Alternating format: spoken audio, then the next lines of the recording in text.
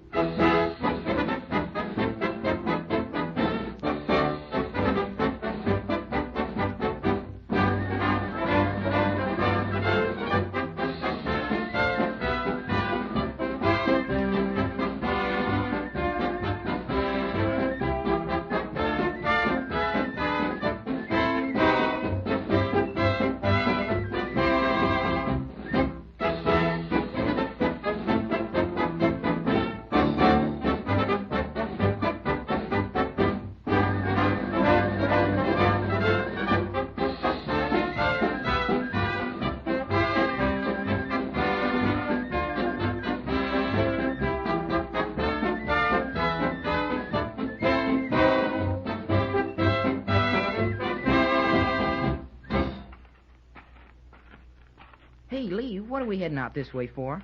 I thought we'd take a walk out to the polo field and watch the practice. Don't you want to? Oh, sure. I was just wondering where we were going is all. You haven't got anything else to do, have you? All my demerits are worked off. Okay with my studies.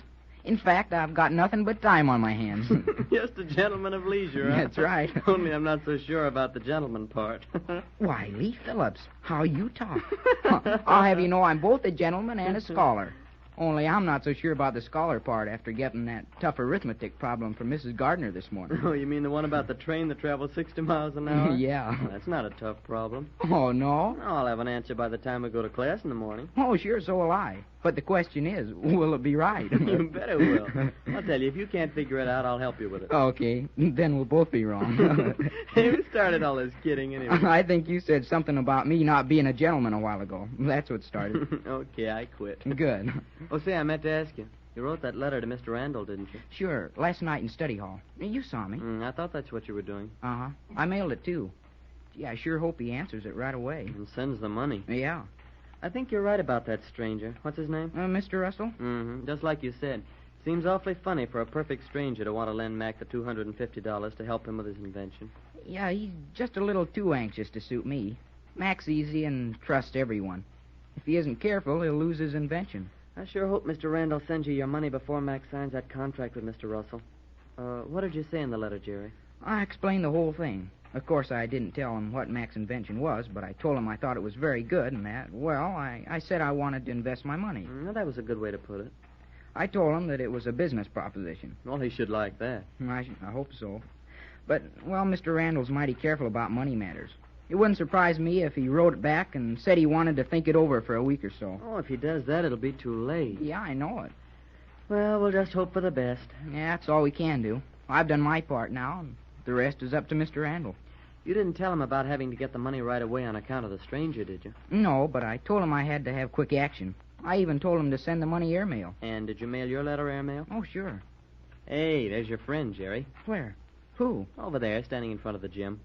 Oh, I see who you mean. Red Morrison. Mm-hmm. Say, he's no friend of mine. Did you know he's been reinstated as a cadet officer? No. He's a captain again. When did this happen? Oh, Ted told me about it right after lunch today. Well, what happened? Just what I figured. Major Davis called a special officers' meeting, and he and Captain Gardner and Captain Rowland and all the other officers decided to reinstate Red. They figured that his saving Harold from drowning made him worthy of a cadet captain's rank. Yeah, and I suppose they canceled his demerits, too, huh? I guess so. Well, that's the way it goes. I'm still peeved about it, though. Why, Lee? Well, if you'd have saved Harold like you intended to, maybe you'd have sergeant stripes now instead of Red being reinstated. Oh, I doubt that. Oh, here comes Red, Jerry. Looks like he's deliberately walking toward us. Yeah. Suppose he wants to let us know he's a captain again. That would be just like him. Hey, shall we salute him or wait until he tells us he's been reinstated? Hey, that's an idea. Let's make him tell us. I'm afraid it would please his vanity too much if we saluted him without his having to tell us about it. Hey, we're not supposed to know about it anyway, are we? Oh, no. Most likely Ted Metcalf will announce at a drill tomorrow afternoon. Here he comes now. Hey, you do the talking if there's any to be done. Shh, okay. Where's those salutes? Salutes? For what? Don't these gold bars mean anything to you anymore? Gee, I didn't notice them. Well, say, you've been made a cadet captain again. Well, swell, Red. Congratulations. Never mind that. All I want from you is respect. Where's that salute? Yes, sir. That's better. Now, how about you, Cadet Dugan? Yes, sir. Do you call that a salute? Try it again. Yes, sir. I still don't like it. Let me see that forearm inclined at 45 degrees, hand and wrist straight. Now, look me in the eye. That's better. Now, drop your hand with a snap. That's much better. Now, just so you won't forget it, salute me 5 more times. All right, I'm waiting.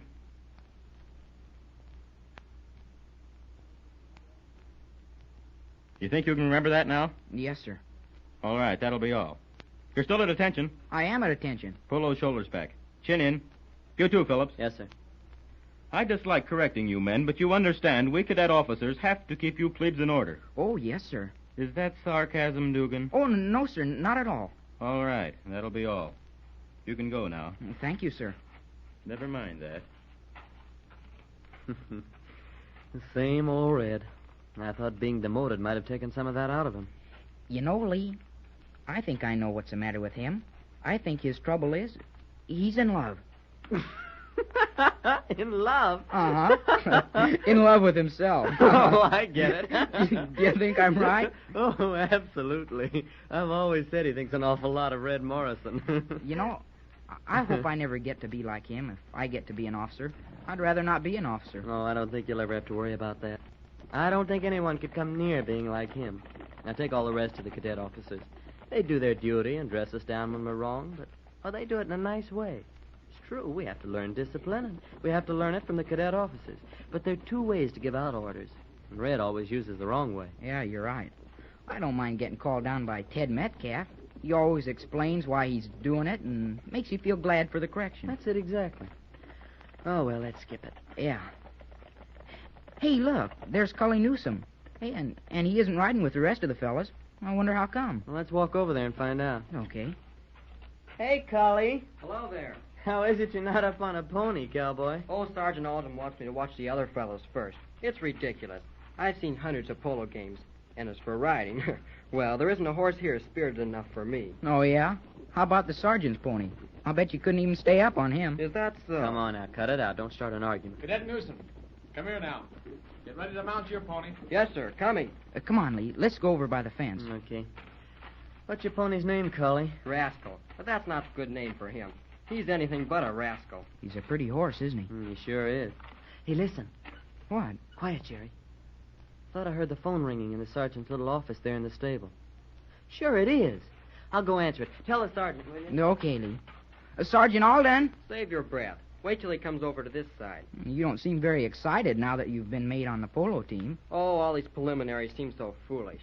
Well, you have to learn the game before you can expect to play it. You ready, Newsom? Yes, sir. Excuse me, sir. Your telephone was just ringing, and Cadet Phillips went to answer it. Oh, here he comes now. Captain Gardner's calling you on the telephone, sir. Oh, thank you, Phillips. Oh, here, Dugan. You hold my horse while I go answer that call. Yes, sir. I'll be right back. Hey, hold it, fella. Ah, there, that's a good horse. Now I'll show you whether I can ride the sergeant's horse or not. Here, you hold Rascal, Lee. Well, you can't ride the sergeant's horse, Cully. He won't like it. I'll only take him once around the field. I'll be back before he finishes phoning. You better not, Cully. I'll just tighten up this cinch strap. The saddle's much too loose. Hey, no, it isn't. That cinch is just right. That horse won't stand for it any tighter. You don't know any more about this horse than I do, Dugan. Whoa there. That's better. Now watch me ride him, Mr. Dugan. Come on, boy. Get up. Hey, hang on, he'll throw you. Oh, I knew this would happen. Watch out, Cully. Hey, look at him go. Wow. Did you see him jump that fence? Hey, he's running away. And he's heading right for that little path up by the cliff. We've got to stop him, Jerry. They'll both go over if he gets up on that narrow path. Here, give me those reins. I'm going out after him. Here, Rascal. Let's go get him. Come on, boy. Hurry, Jerry. Hey, what's going on there? Come back here, Dugan. Hurry, Sergeant. Jerry's gone after Cully. Is that him heading for the cliff? Yes, sir. He's got my horse. He hasn't got a chance on that animal. Jerry's gaining on him, but I don't think he'll be able to head him off before he gets to the cliff. Come on, Phillips. Let's get up there.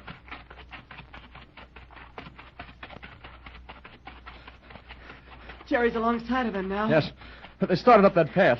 He's reaching for your horse's reins. He's got him. He's jumped off his horse. What's he trying to do? Oh, he's trying to drag him to a stop, but I don't think he can do it. That horse of mine will just keep going and drag Jerry along with him until he can't hang on any longer. Come on, hurry, Phillips. I'm coming, sir. Oh, why doesn't Newsom try to help? That's all he can do to hang onto the saddle and keep from falling. He's slowing down. He's going to stop. He is stopping. Yes, sir. That boy is all right. What nerve.